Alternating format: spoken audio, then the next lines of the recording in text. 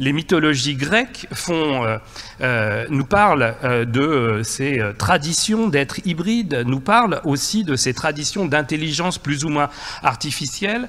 Et lorsqu'on travaille du point de vue anthropologique, on se rend compte que ces inscriptions-là vont être aussi des inscriptions qui vont définir les usages.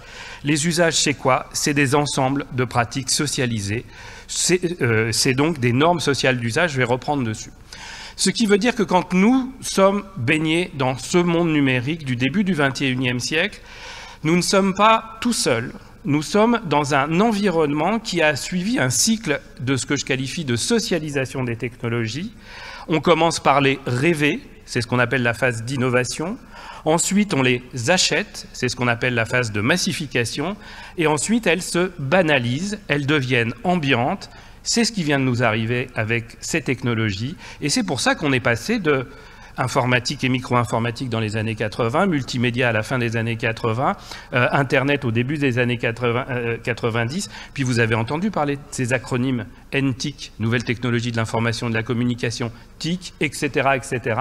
On a basculé dans quelque chose qui devient le numérique. Et ce numérique, en fait, c'est les cultures numériques, les usages du numérique. C'est quelque chose qui est, complètement articulé, consubstantiel à la société du XXIe siècle.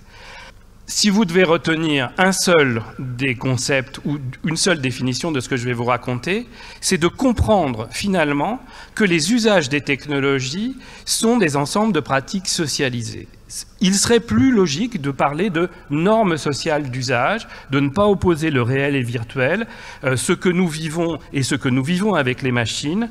Je vous donne une démonstration Facebook. Vous connaissez tous l'aventure de Zuckerberg, étudiant il y a une dizaine d'années à Harvard, qui propose ce sommet de l'intelligence artificielle. Il s'avère que de l'autre côté du monde civilisé, c'est-à-dire en Bretagne, nous étions en train d'étudier les pratiques numériques des collégiens. Et qu'est-ce que nous racontaient les collégiens à cette époque-là? Ça va parler pour les plus jeunes d'entre vous, je pense.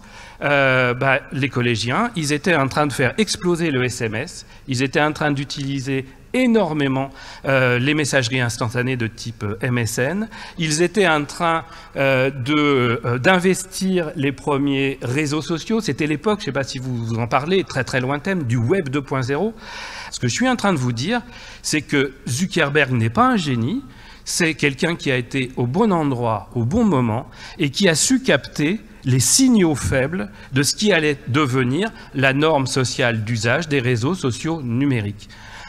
Aujourd'hui, nos ados ne sont plus sur Facebook. Ou s'ils sont sur Facebook, ils le sont avec une image qui est tout à fait propre sur eux. Pourquoi? Parce que sur Facebook, il y a papa, maman, tonton, tata, il y a même des enseignants. Qu'est-ce qu'ils font? En fonction de leur âge, ils sont en train investir massivement, vous le savez tous, Instagram, Snapchat et surtout TikTok pour les plus jeunes. Mais cela se fait en référence à la norme sociale d'usage des réseaux sociaux qui demeure Facebook. Cette illustration vous permet de comprendre finalement comment collectivement nous construisons des normes et comment individuellement ensuite nous réagissons à ces normes. Pascal Plantard est le spécialiste de l'anthropologie des usages numériques. Qu'est-ce qu'il nous dit? Quelque chose en fait de très simple. Le numérique est devenu un fait social. Il parle de normes sociales d'usage et ces normes sont devenues si importantes qu'elles ne reconnaissent pas forcément des usages qu'il faudrait mettre en place spécifiquement dans l'école et le tout commun qui se pratique en dehors.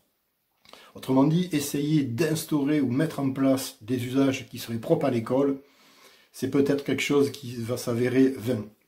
Par contre, la mise en place d'instructions seront beaucoup plus efficaces du point de vue de l'organisation pédagogique telle que le prévoit l'enseignant.